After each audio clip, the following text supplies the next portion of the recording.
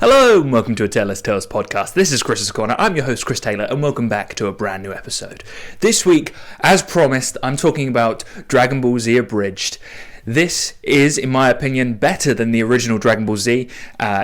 This may be a controversial opinion for many out there, but for those who are big fans of YouTube as much as I am, Dragon Ball Z Abridged, like Yu-Gi-Oh! Abridged and Hellsing Abridged, were originals, YouTube content that was consumed back in the day, where we took something like Dragon Ball Z and it was overlaid with different voices and with fantastic voice actors. And in this case, those voice actors came from Team 4-Star, the channel that would produce Hellsing Ultimate and Dragon Ball Z Abridged.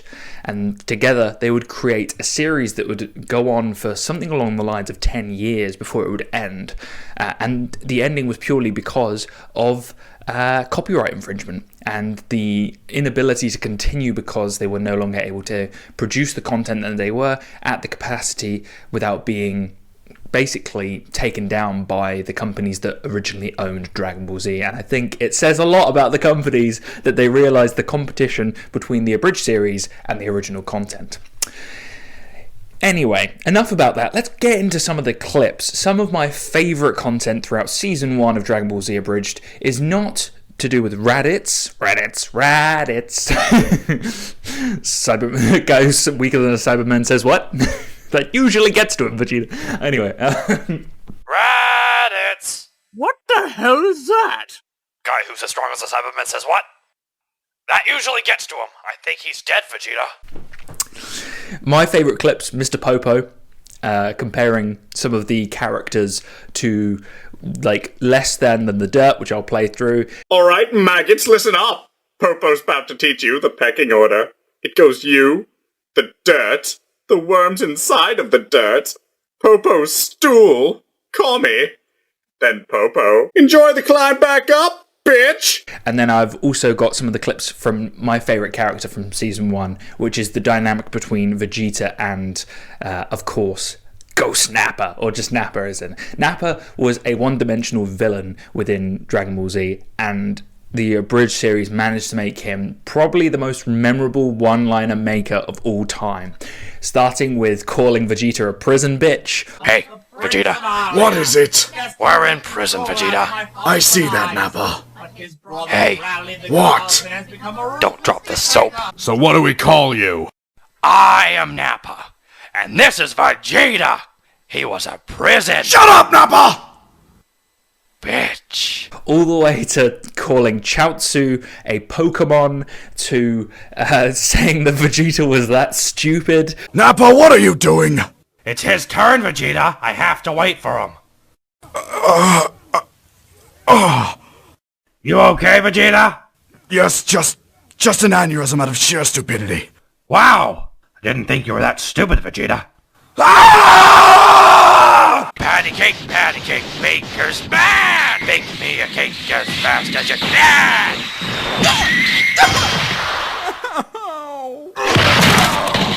Good effort, but I'm the patty cake champion. To making us all question the morals of reality. Hey, where'd he go? Did he disappear? Or was he never there to begin with?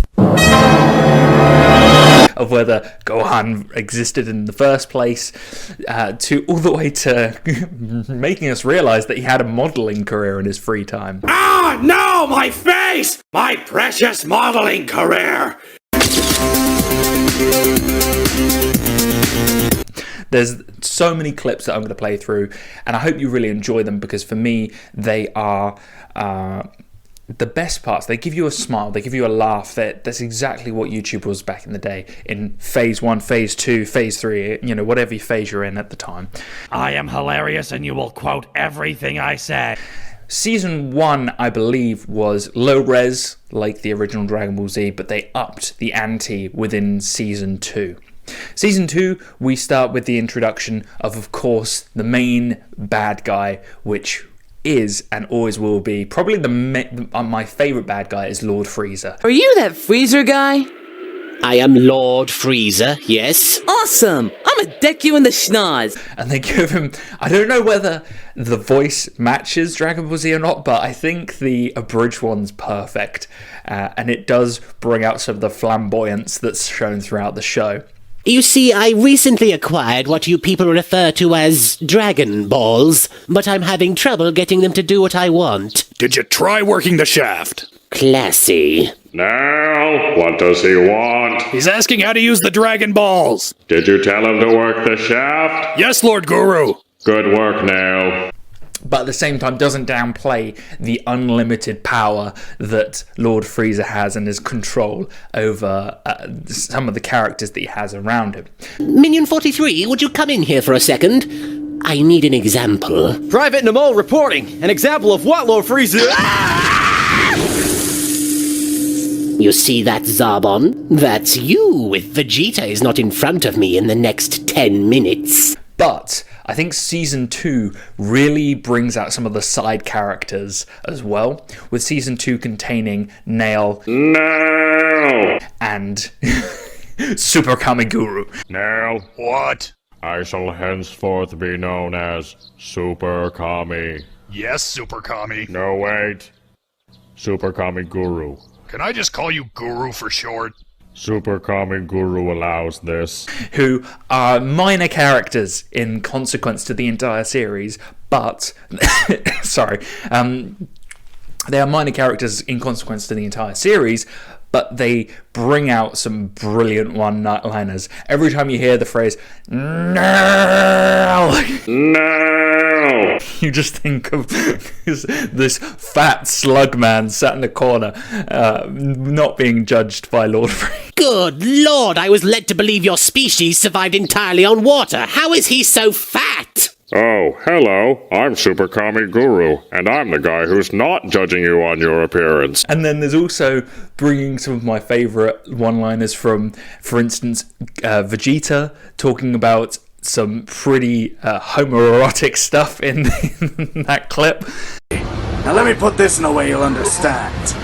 I'm about to blow my load all over your insides. What the? No homo.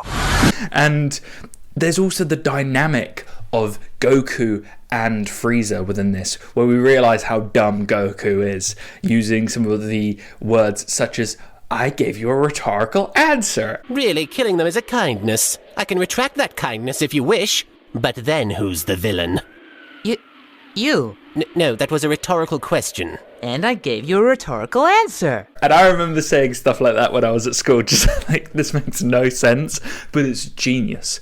It's so fun to watch, to rewatch, to put these clips together and to see some of the hard work that was truly put in and the continuity of the jokes. For instance, we've got Vegeta saying to Lord Frieza, you're not dealing with any Super Saiyan anymore. It's a normal Saiyan, you're dealing with us Lord Super Saiyan. And because they keep saying this monologue so much, Frieza gets so tired of it. And you'll see in those clips as well, where Goku gets so powerful in his Super Saiyan form that he's able to just deflect the laser with his forehead, which is brilliant. Vegeta, explain! What are you... You see, Frieza, you aren't dealing with the average Saiyan warrior anymore. Oh my god! He has risen above and become a legend. The legend that you fear. He has become a Super Saiyan! Can't you tell, Freezer? It's just like Vegeta said. No, you f***ing don't! I am the hope of the Omniverse! I am the light bulb in the darkness! I am the bacon in the fridge for all living things that cry out in hunger! I am the Alpha and the Omega! I am the terror that flaps in the night! I am Son Goku! And I am a Super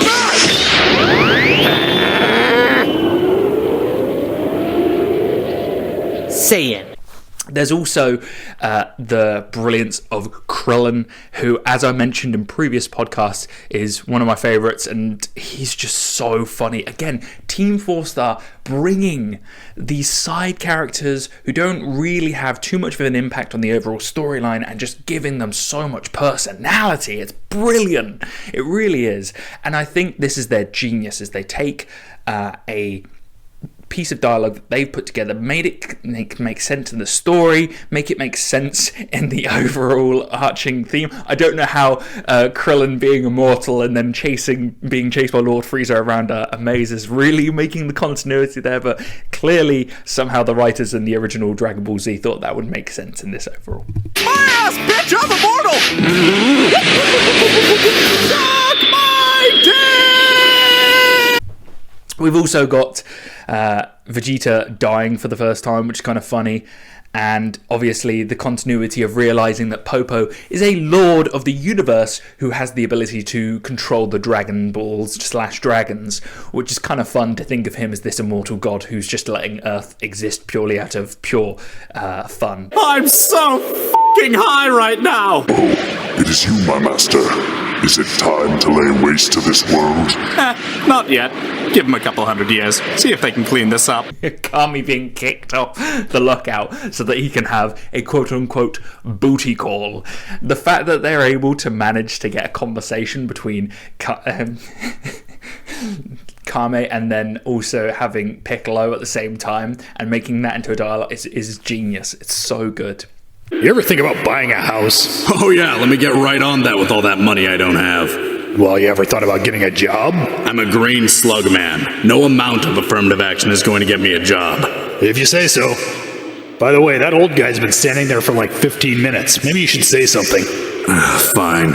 What do you want, Kami? Mr. Popo's kicked me off the lookout for the night. Apparently he has a booty call. Jinx! Jinx! Jinx! Shut up, bitch, you love it! Last time he did this, I found 5 corpses. He laughed when I said 5. So that's season 1 and season 2. Like, maybe I need to explain as well, is that I've cut out a couple of bits where in season 2 we see the not G-Force. Is it the G-Force? I'm going to go with that. It's probably wrong. You can comment below on my terrible mistakes of mislabeling certain people in the team. But they're brilliant, and I think that Chase and the lizard guy are also great. But I didn't really want to put too many clips into them because they're not, in my opinion, they're not as funny. Apart from the fact that the lizard guy thinks he's the fastest person in the universe, even though his power level is lower than Vegeta and Goku's, and therefore those two are faster than him. And he's very butthurt about that. But after season 1 and 2 are done, you have Frieza's dead, basically. He's been put down by Goku, and you have Vegeta now on the quote-unquote good side. I don't think that's even slightly true, but they do bring out the best of Vegeta in the following 2 seasons, I think. I think he's got more of a personality. I think he's no longer like this one-dimensional human Saiyan who's just into immortality and the Dragon Balls. He's now more competing with Goku to be the best warrior. And in this following clip, you're going to see him get kicked in the dick multiple times by the villain, and it's so funny. And they even have a continuity joke later on in a completely separate movie / episode of Dragon Ball Z Abridged, where they have Goku get the same thing done to him, and Vegeta's like, well, now you know how I feel. He's quite persistent. You have no idea. He's actually a really nice guy after you get to know him. I doubt that. Son of a bitch, we got you this time! You want to know what death tastes like? Would you just... What? Where did you... Don't worry, saved you again, best buddy. That's it! Killing you both! Big bang attack!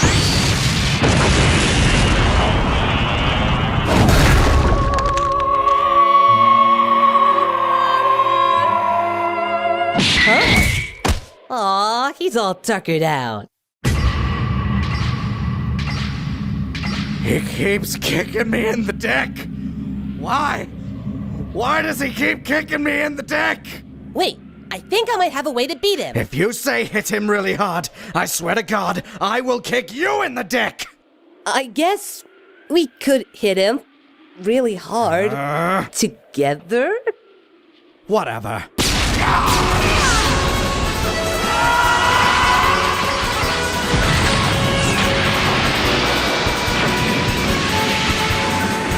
Hey, Vegeta! What works? Teamwork! Finish him off, you jimmering oaf!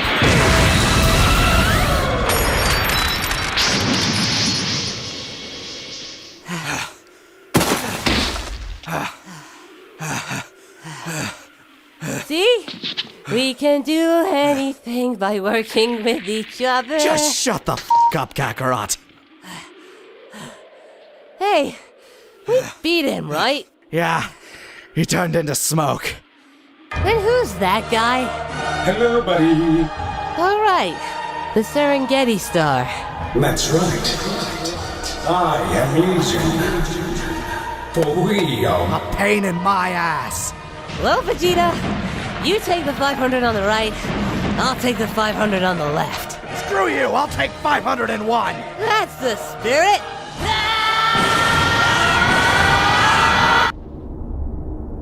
Wow. I can't believe every single one of them kicked you in the dick. So it's, again, I love when you take a joke, something as silly as being kicked in the dick like that, and making it a continuity thing. How many content creators have the ability to write content that starts in one season and then keep that joke going for a full season to go from there? It's just, there are few people out there, few content creators out there who really have that originality. It's quite genius. So moving on to season 3. And I want to start off by setting the bar truly low on my part and my sense of humour, in the sense of how we can pound some tuna together. Oh, we saw Gohan earlier, but he was busy pounding the tuna. What? With Goku gone, Chi-Chi needs someone to do it. All right, I demand to know who has been spreading rumors that I've been forcing Gohan to, and I quote, pound my tuna! Look, Chi-Chi, if it really upsets you, we'll all take turns pounding your tuna, okay? But only if we get to eat it together. And when I mean that, when they have Chi-Chi's tuna getting pounded, and if for those who are innocent-minded, I'm sorry. I really am. I'm a terrible human being for finding this sort of stuff funny. But I think that this is my crude humour that you're going to have to put up with. And after we see Krillin bringing out some, you know what as well, the fact that they get the facial expressions of these characters right when they're telling terrible crude humour jokes is c'est magnifique. It is so on point. So moving on to Frieza coming back from the dead. I never got that right. I mean, obviously the continuity, again, trying to bring the story out from Dragon Ball Z rather than Dragon Ball Z Abridged. They can't really do anything about the fact that the story's already been written. They just have to work with it. But bringing back Frieza as a robot slash weird like alien thingy. What even is he?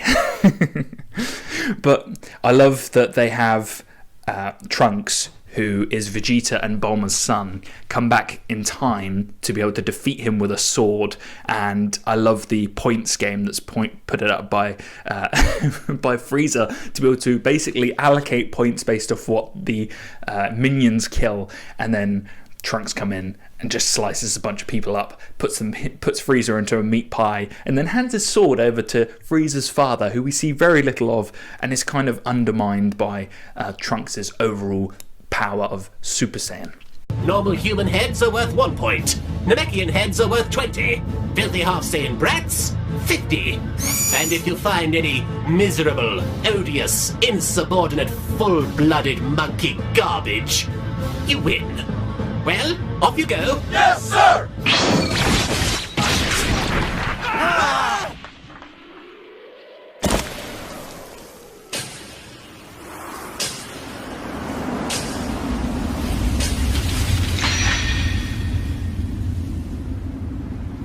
So, how many points are those? Mind if I see your sword? What? Why? I just wish to hold it. No! Oh, come on, be neighborly. I'm not your neighbor. I also think I hate you. Look, after what you did, I can fit what's left of my son into a meat pie. Let me see your stupid soul! We've also got the fact that Vegeta's totally jealous at the time of someone other than himself being a Super Saiyan, and the fact that he still hasn't achieved it. I think that person is a Super Saiyan! Like hell he is! Spiky gold hair, incredible power. You don't know that he's a Super Saiyan. Maybe he's superhuman, huh? Maybe you slackers just haven't been trying hard enough. Says the non-Super Saiyan. Fuck off! And the fact that Trunks then goes on to meet his father and mother without them knowing that he is their father and mother, and he has some serious mommy issues. I'll be your mommy. Well, besides wanting to make at least one timeline without the world being destroyed, my mother didn't tell me until after I'd already done it once. And then she tried to bang you! Hey there, Gohan! And... son. Mother. Moving on from terrible dad and mum jokes, there's also Goku coming back from the dead. So, a Super Saiyan 2, huh? That's cool. Took Krillin dying for me to become one. Wait, did something happen to Krillin while I was gone?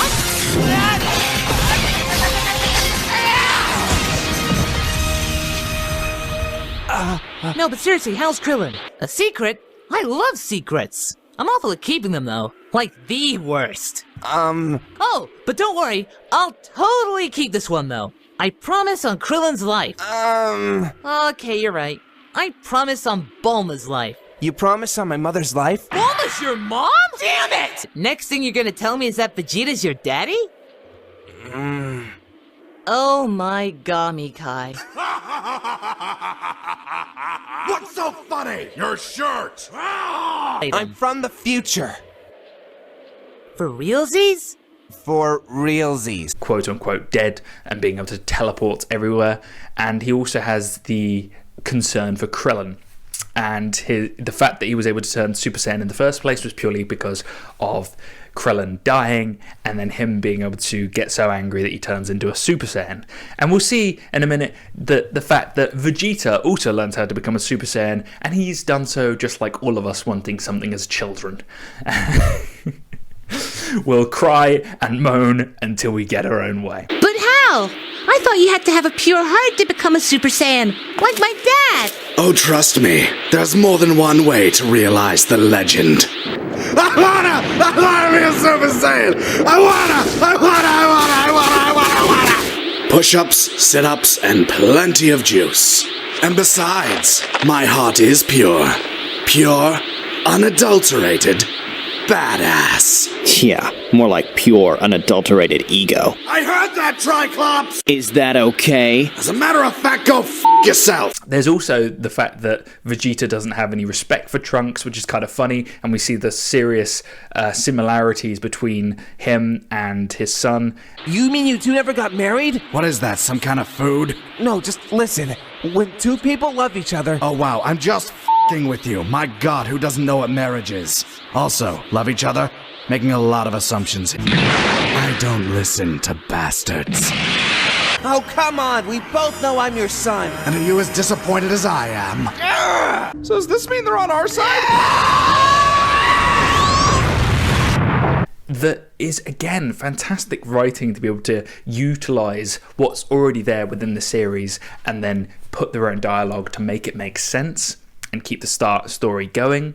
We've also got the interaction of Vegeta losing to the androids and not really having any way to be able to blame anyone other than himself, which is so funny. It's our egos talking there whenever he's looking at that sort of thing. No, you see, I didn't f*** up. I just underestimated her. I went in a little too overconfident. But of course I was a little overconfident. I mean, have you ever met me? I'm me. I'm a big deal. And you know who's really at fault here? The boy. And then we finally have, I believe, the destruction of the cell within their universe. You know, I sometimes complain about our lifestyle, but honestly, shooting lasers is fun. Are you making laser noises? All the time in my head. Why, is that weird?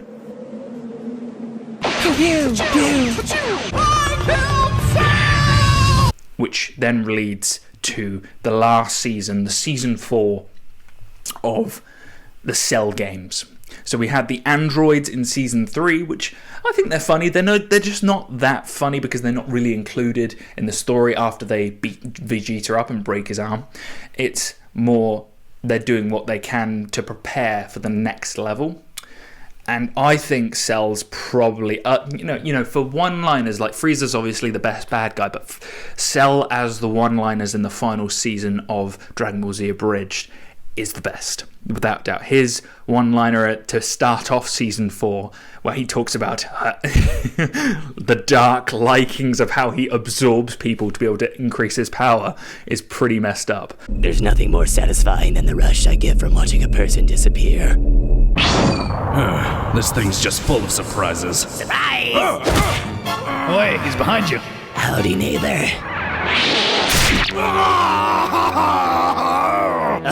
Oh, it must be your first time because you are tight. And unfortunately for you, it's also your last. Wait, before that, do you want to see something cool? Now I know you're playing me, and I do. Oh, that is hardcore! But it's a great way to introduce the series, and I love that Vegeta's like, is that me? Is that me fighting me?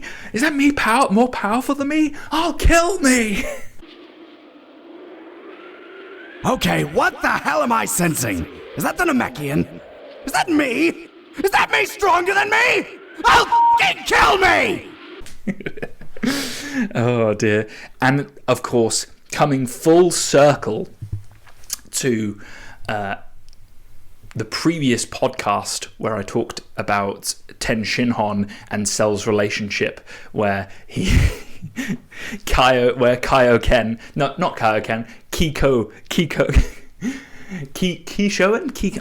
I'm gonna have to play the clip and think about it. What was it? Kiko, fuck yourself. Are you done? Because I'm coming out, and I swear to God, if you do that again, I will be so freaking nettled! Kiko, ho. Oh, damn it! Kiko, f*** yourself. That was it. Kiko, fuck yourself. I love that one. Utilizing the technique is such a good one-liner. Tien Shinhan. Kiko, how you doing? And the fact that Cell then has a hate boner triangle for him and some of his pals is always fun to watch as well. Oh, could it be Tien Shinhan? Please tell me it's Tien Shinhan. Man, that's like a hate boner triangle. And then on top of that, we've then got Android 18 being absorbed into Cell, and from there we have the perfect Cell. 18! I'm coming! As well as, of course, Cell pressing the Goku button, which he shouldn't have done that. Oh, what's wrong, Prince? Did I touch a nerve? You pressed the Goku button. Excuse me, the what? You shouldn't have did that. So the final bit, Perfect Cell. Perfect Cell to me is brilliant because I love the relationship that he has with Goku and the fact that they're so reflected in each other, and I love that they put some pretty funny jokes between Goku and Cell and the funny sort of relationship they have in the it's almost like a lovers quarrel fighting each other. So, you gonna take a swing? Or are you just gonna stand there staring into my eyes? What was that? I was busy staring into your eyes. Oh, you beautiful Saiyan bastard, just punch me already! How about we slip into something more comfortable? Wait, I'm confused. Are you asking me to get naked? Because I'm not gonna say no, but I shouldn't say yes. Oh, Goku, now! Yeah! There's also the fact that Gohan, a child, then has to go on to fight Cell, which is so fun, and how they turn the idea of, I'll be thinking of you the entire time, Goku. But I want you to know while I'm busy pounding your son, I'll be thinking of you the entire time. And I don't know. There's so much in this series. There's so many good things about Goku and Gohan and Cell and the one-liners that are shown throughout it, and the fact that he's made all of them. So when I said earlier that he's fighting himself, Cell is made up of all of the crew on Earth. So you've got Piccolo, Gohan, well, not Gohan, Goku, you've got Vegeta, you've got And that's where you see this like personality traits of all of them within Cell, and how that's reflected in the comedy, and how they make the storyline work by making the elements of each character reflected within Cell. It's totally a victory, because I'm giving up. That means you win. Every word you just spoke has made me violently angry. Oh, great! Now I'm agreeing with Cell! Look what you made me do! Cell, you knew what this was. Just a fight. Nothing more. You bitch. If you seriously concede, I'll just blow up the Earth like I said. So unless you want me to turn this whole planet into an asteroid field, Kakarot, get back up here and punch me in my perfect jawline! You eat people all the time! Yes, and I'm a monster. Yeah, with all our stolen DNA. I didn't ask to be born, dads! I don't know if you can also put the funny jokes that he comes up with, like the sort of one-liners that may be coming from Krillin, maybe, that he's able to just implement there. Oh, no! But apart from that, I think that Cell on his own has his ability to just make anything homoerotic. But I do love the fact that they really rounded the series off well with Cell, because everyone just... There was so much personality to him, and it's very hard to overdo Frieza, because Frieza's such a high-quality character in terms of writing that it becomes very difficult to write another super-duper powerful overlord into the show and make them as funny as the previous one in a completely different way. You've got, you know, maybe there is some similarities in the jokes that Dragon Ball Z Abridged makes, but for me personally, I think that they nailed it in the differences as well. I really also... The one thing that made me truly sad was the fact that they weren't able to take the Majin Buu series, they weren't able to take on the new version of Dragon Ball, which is Dragon Ball... Oh my god, it's gone from my mind. I'm going to think.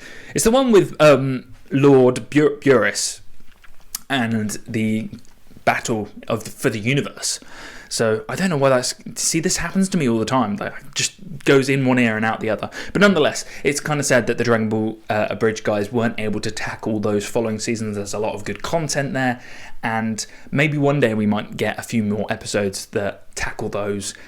But again, I'm going to give an overall thank you to Team 4 Star for making the jokes, the brilliance, the editing, the dialogue, the voice actors, the story, the way they put it all together and made YouTube laugh. Because that's what they did. They made you, the viewer, you, the listener, laugh from all of these silly clips, from all of this great dialogue, from putting a fighting show and making it into a comedy and making something that was already good great. And there's very few people out there who can do that. So, thank you, as always, for listening. And thank you for always watching as well. This has been the Taylor's Tales podcast. This has been Chris's Corner. I've been your host, Chris Taylor. And as always, I hope to see you this time next week. Bye now. Damn it, damn it, damn it, damn it, damn it! Wow, Piccolo's pulling a your dad. Damn it, damn it, damn it, damn it, damn it! Oh yeah, see? And now we have this. You, Namekian, too strong! Explain now! He fused with Kami so he could become stronger. The f***'s a Kami? Basically God. But I'm still here! Do you really believe your own hype that much? I am the hype!